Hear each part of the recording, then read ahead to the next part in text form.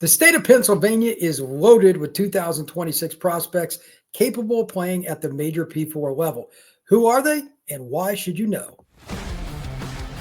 Locked On presents The Portal, the daily podcast covering college football recruiting and everything NIL. Part of the Locked On Podcast Network. Your team every day. Welcome back into the portal. I am your host, Brian Smith, longtime college football recruiting analyst and writer. Thank you for making the portal your first listen each and every day as we talk recruiting, NIL, and the transfer portal. Today, it's the state of Pennsylvania, the 2026 class. It's a pretty good group. A couple of top offensive linemen, one of the best DBs in the country, a powerful running back, and some versatile quarterbacks. It is a unique group. And to help me figure all of it out, Zach Seiko, Mr. Locked On Nittany Lions. I'm sure that you have an opinion on many of these kids, and I'm sure that Penn State is involved with most of them, even got a few commits. How you doing, Zach? I'm doing great, and as they should be, because the mantra is dominate the state. It's dominate the state of Pennsylvania, meaning that you win in-state recruiting and then you branch out. Mid-Atlantic, Northeast, whatever have you. Now, we've seen Penn State go into California for the likes of a Troy Hune, Darius Dixon in the class of 2025, but they have had a phenomenal start to the 2026 class, and part of that is because they are dominating in-state recruiting. Well, I think that's a big part of what they need to do if they're going to be consistent moving forward, but that's always been the situation in Pennsylvania. But that state has always seen a lot of kids leave, and then they'll make up for it, get a kid from Maryland, and it kind of works itself out. Obviously, Penn State was on the cusp of winning a title last year, so it's not like the roster is hurting. But anyway, I kind of want to go over the list. It doesn't matter which company you go by, Rivals, 24/7 or whatever. Most of the same kids are in the top 5 to 8. The order maybe it's a teeny bit different, but for what it's worth, I think Joey O'Brien is the most unique kid in the state because he could play receiver, safety, and in some coverages, if you're a cover 3 team, he could even play corner. He's probably 6'3" or so. Plays at LaSalle Catholic College just outside of Philly. I think that he's a very fluid kid, and his length makes a big difference. Some people think he's going to Penn State. Some think he's going to Notre Dame. I imagine he'll take multiple visits. What have you heard about O'Brien, and what do you like about his game? Joey O'Brien would be he's definitely going to be one of the top prospects that Penn State's going to recruit. And I mean, overall, it's not just, because he's a 4-star, because he's in Pennsylvania, because other schools this is probably one of the most, I'd say top 3 most important recruits in this class of 2026 cycle for Penn State. Certainly that remain uncommitted, but even overall with the commits that they do have, and that's to mention Kevin Brown, who's that elite offensive tackle, offensive lineman out of the state of Pennsylvania, Messiah Mickens, who's going to take visits, so that is to be determined since Ja'Juan Seider went over to Notre Dame, and Troy Hune. I would put Joey O'Brien in that group of just the most significant, most impactful players that could be in a Penn State class, and they're going to treat him as such.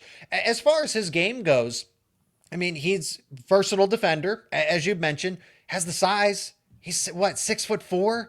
He is absolutely somebody. So he can move so well for somebody that is so tall. I imagine that regardless, he's going to end up at safety, I imagine, but he could play a cornerback. You could put him down in the slot.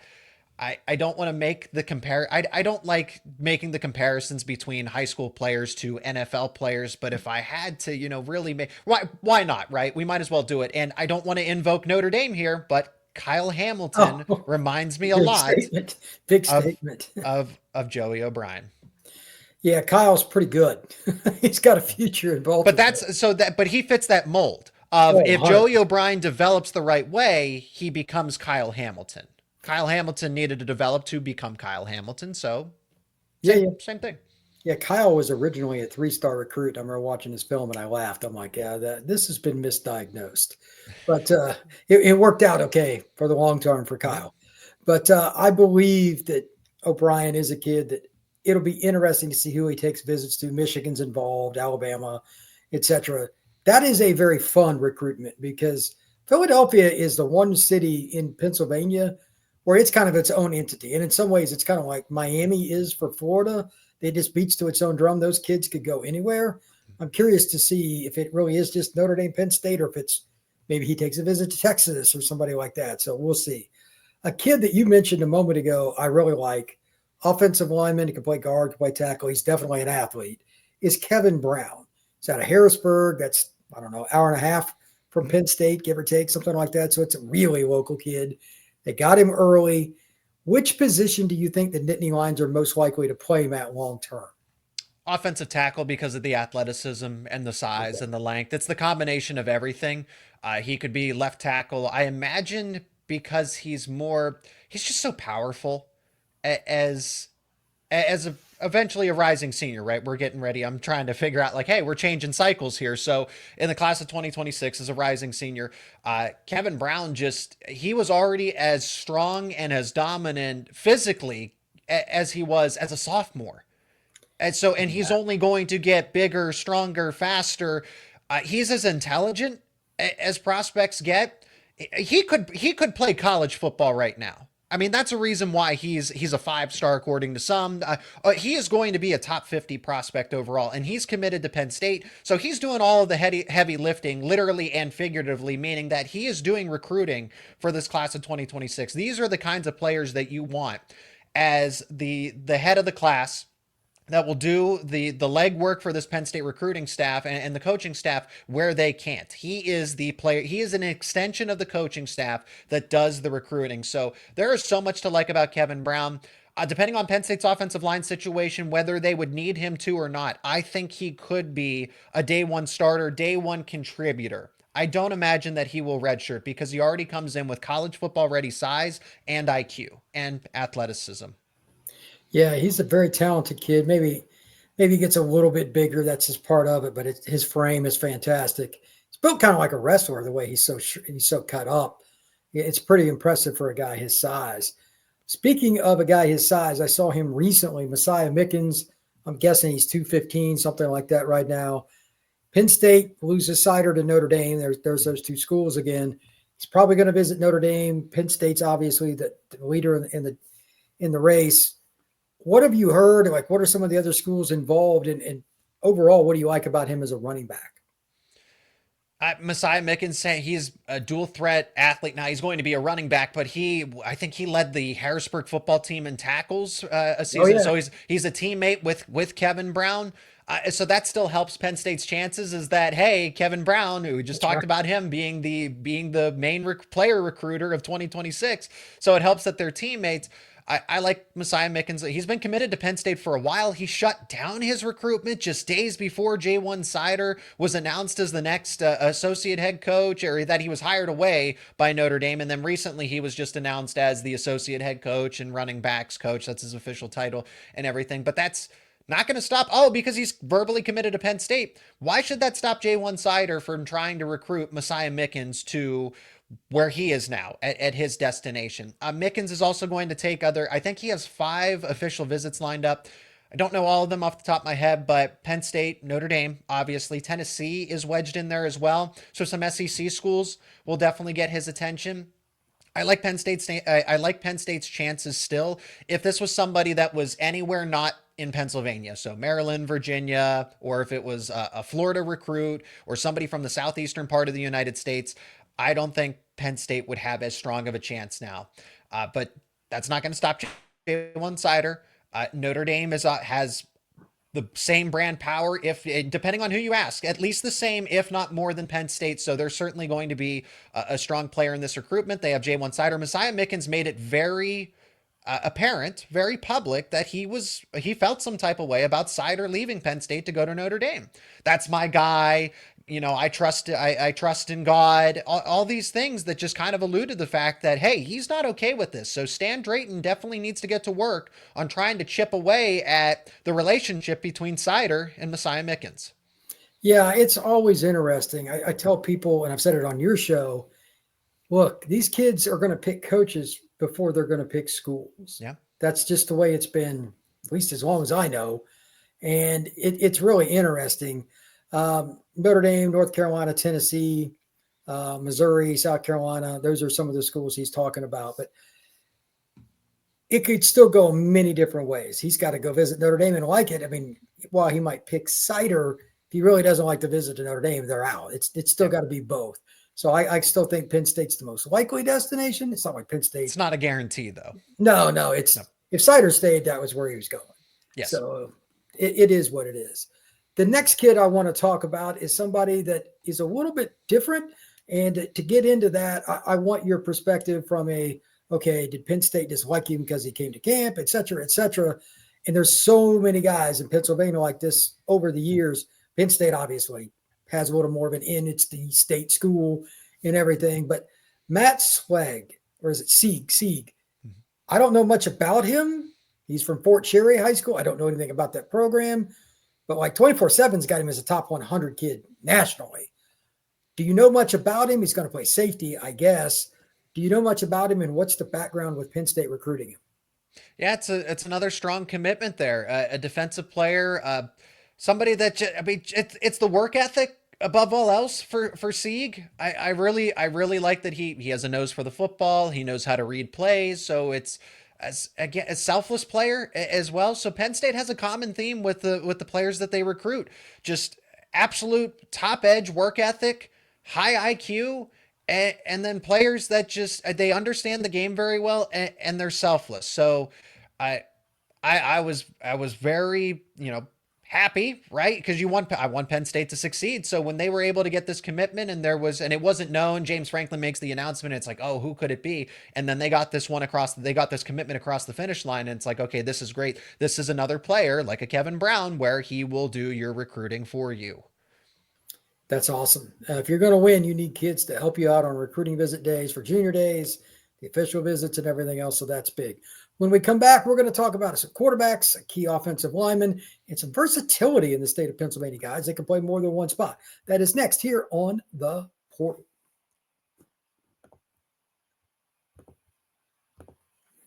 This is a message from our sponsor, Intuit TurboTax. Taxes was dealing with piles of paperwork and frustrating forms, and then waiting and wondering and worrying if you were going to get any money back. Now taxes are easily uploading your forms to a TurboTax expert who's matched to your unique tax situation. An expert who's backed by the latest technology, which cross-checks millions of data points for 100% accuracy. While they work on your taxes, you get real-time updates, and you get your most money back guaranteed. All while you go about your day, no stressing, worrying, or waiting. Now this is taxes. Intuit TurboTax. Get an expert now at TurboTax.com. Only available with TurboTax Live full service. Real-time updates only in iOS mobile app. See guarantee details at TurboTax.com/guarantees. Zach, there's still quite a few players to get to here, but one that I find intriguing, I have different opinions from different people. You and I probably look at him differently, and I'm pretty sure I do from some of the staffs. That's Peyton Falzone. Out of Nazareth, PA, not exactly a hotbed high school to my knowledge. Really athletic. He could throw it a mile. He could throw off his back foot. He's kind of a daredevil. He reminds me a little bit of Riley Leonard and how he just kind of carelessly goes about I like that. business. I like that a lot, actually. Riley didn't always have the greatest ball security, but he figured it out. He beat Penn State, so I really can't talk a lot of smack. Yeah, well, that's ironic. The point is still the same, though. Really good athlete and a big arm. He could play multiple spots. He could be a linebacker. He could be a tight end. He could be a quarterback. But Bama's come to see him recently. He's probably going to visit Iowa. He has an offer from Penn State, but they've got Troy Yoon. His recruitment might be the most intriguing in the state because it could go a million different directions, not just school, but position, because he is that good an athlete. Well, I'm glad that you mentioned that because for those who don't know, I don't think Penn State's looking to take him as a quarterback. Maybe there's a timeline for him that he's an insurance QB because Troy Hume's the QB of this class. If Penn State did not have a quarterback commitment, I'd say, okay, this is the conversation that they're having, that he's going to be the quarterback and maybe tight end if something changes. But no, it's Troy Hume's the QB of this class. Maybe they recruit him as a second quarterback, but the primary path for him at Penn State would be tight end. And people might think that that's crazy. More or less it is, because he is a competent, capable quarterback. He is going to visit Iowa. He's being recruited as a quarterback by other Power 4 schools. He was committed to Virginia Tech as a quarterback. So it's not like the respect isn't there for his game as a QB. But Penn State, there's a common theme here. Tyler Warren, former high school quarterback turned tight end. Luke Reynolds, former quarterback turned 5-star tight end, is that next superstar guy at tight end for Penn State. It's kind of the same, at least the same path that Penn State is presenting to a Peyton Falzone, that, hey, you played quarterback, but you were just such an athletic freak. Let us give you the intangibles to play tight end, and you can succeed and be like a Tyler Warren, like eventually a Luke Reynolds here, sooner rather than later. So I think it's not, I think that is the conversation, because the lead recruiter is James Franklin and Ty Howell, Penn State's tight ends coach. It's not Danny O'Brien that's going to see him. It's not Andy Kotelnicki that's going to see him. It is Ty Howell. So they recently visited Falzone, and Ty Howell and James Franklin went together. So that's all you need to know about that. He would play tight end if he commits to Penn State, but we'll see. At least the understanding is that he wants to play quarterback. So Penn State's going to have to do a lot of convincing if they want him to change his mind and play tight end. April 17th, he's booked for Utah. That's a random school for a kid from PA, and really random. Iowa, they've always recruited PA, but I guess he's got a connection to one of their staff members, Tim Lester. He's a really good recruiter. He's going to visit there April 5th. Penn State's involved, Syracuse, and a number of other schools. His recruitment, like I said, will be one of the more intriguing ones in the Keystone State. Mm-hmm. And who knows? I would not bet on that one going any one direction. Tyler Merrill, quickly go over him. He's massive, probably going to play interior O-line for Notre Dame. He's committed out of Cumberland Valley. Could have went to a bunch of schools. I mean, I'll make this one easy. He's a straight ahead mauler. He's going to take your head off. He could play tackle, but he's better suited for guard. Fits Notre Dame's offense quite well. I don't think that one's going to change. I know Penn State and a bunch of schools offered really good player, but the kid that I'm intrigued by, and I haven't seen anything yet, he doesn't have any junior film up that I've found, is Jackson Ford, the kid from Malvern Prep. Maybe he's a kid that you know more about than I do, but size is pretty good, 6'4", 230, 240. Penn State needs D lineman. He's a kid, probably an edge to start. Maybe he grows into a 3, but what do you know about Jackson Ford? Precisely what you've said, just there's not a lot of intel on him. And it's kind of the same with a lot of these other Penn State class of 2026 commits, is that just things that I've heard and recruiters and scouts that I've spoken with that say, hey, this guy's the real deal. Ignore this. So for an example, Ja'Juan Rogers, he's the 3-star, and Penn State it's still going to have wide receiver problems. That they don't take a commitment without a purpose. They don't just take just because. Here it's recruiting rankings are based on what scouts and coaches see that work for On3 24/7 Rivals. You and I know this, but in the process, Penn State and all these other schools have these satellite camps where they get to scout, where they get to, maybe, I don't know the recruiting, violations or anything like that. So maybe not necessarily recruit, but there are these 7-on-7 camps. There are these satellite camps that all these prospects go to make a name for themselves and help their case out. And a lot of college coaches go to those. So they get to see first and foremost against other comparable competition, because the knock on Ja'Juan Rogers is that he doesn't play the best competition in high school. Okay, that's what the scouts see. But you're not at that 7-on-7 camp, so-and-so from On3 24/7 Rivals. You're not at that Penn State 7-on-7 camp where he just got the best of an Ohio State player, that an Ohio State recruit or a Michigan recruit of some sort. So don't always buy into the recruiting rankings. If Penn State's interested in Jackson Ford, there's a good reason for it. There's also a definite need. I mean, he fits the player profile. Abdul Carter was, 6'3.5", 250. Chop Robinson, 6'4". He'll be that weak side. He'll project out as that weak side defensive end. Who knows? Maybe you're right. He does it's so difficult, but Penn State knows this. They have conversations. They talk to the players. Hey, they understand the physical development. But there's the most important part of this conversation is there is an absolute need for defensive linemen in 2026, particularly defensive end. And when there's a prospect that's in state, that's listed at 6'4", 240 pounds, by all means, recruit the heck out of him. Yeah, that's kind of how I look at it too. Worst case scenario, he's a guy that's a role player, but a role player at defensive end or D tackle is so valuable. You have to rotate defensive linemen, especially if you're going to play 14, 15, or 16 games. So I'm not real surprised by that. One more guy I want to ask you about, And again, this is just quarterback. I haven't seen a commitment with him. I don't know much about him, but another kid from LaSalle College, Philadelphia area, Gavin Sidwar. Do you know anything about him? Quarterbacks at PA have got a lot of history, so I'm just really curious. Yeah, since Penn State has Troy Hune, I think isn't Gavin committed to Rutgers actually? Not according to what I'm looking at, but Okay, that so doesn't mean that it's not accurate, though. He's got offers from a lot of programs, Missouri, Indiana, Duke. he might, you know what, he might have decommitted. Unfortunately, don't quote me on that, but I do remember just seeing intel kind of come and go about Gavin Sidwar. I can't say that there's strong interest from Penn State here at this point. He's a good quarterback. But they have Troy Hune. So anything, that's why Peyton Falzone is so interesting. Why is Penn State recruiting is trying to make such a push for Peyton Falzone? Because they want him as a tight end. He's 6'5", 200 pounds. So there's just no, I understand when Penn State had Drew Aller and Bo Prabula. It seems so long ago, but the two quarterback classes are very tough to come by. It would be where Penn State, sometimes they need a second quarterback, but when you have a top 10, top 15 QB, you kind of take that quarterback that's willing to sit, wait, redshirt. And if things go well, they enter the transfer portal like a Bo Prabula did. And then, hey, you got to develop. You basically had your developmental years at Penn State. Now you get to move on and go, spread your wings and fly, right? But those prospects are going to be lower on the board that we're not going to hear about until maybe later on in the cycle. Anybody that's a legitimate recruit at this point in time is going to command interest from the best of the best Power 4 schools.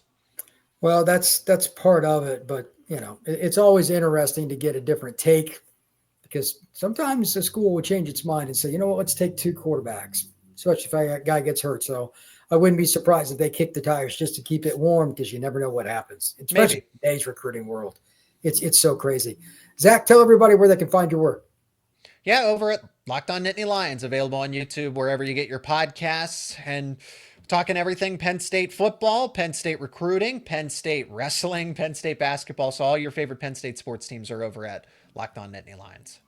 Thank you much. You can find anything recruiting, transfer portal, NIL here at Locked On the Portal. If you go to YouTube, just type in LO the Portal to find us, Apple, Spotify, and everywhere else. Please like the podcast and subscribe. We will see you again soon.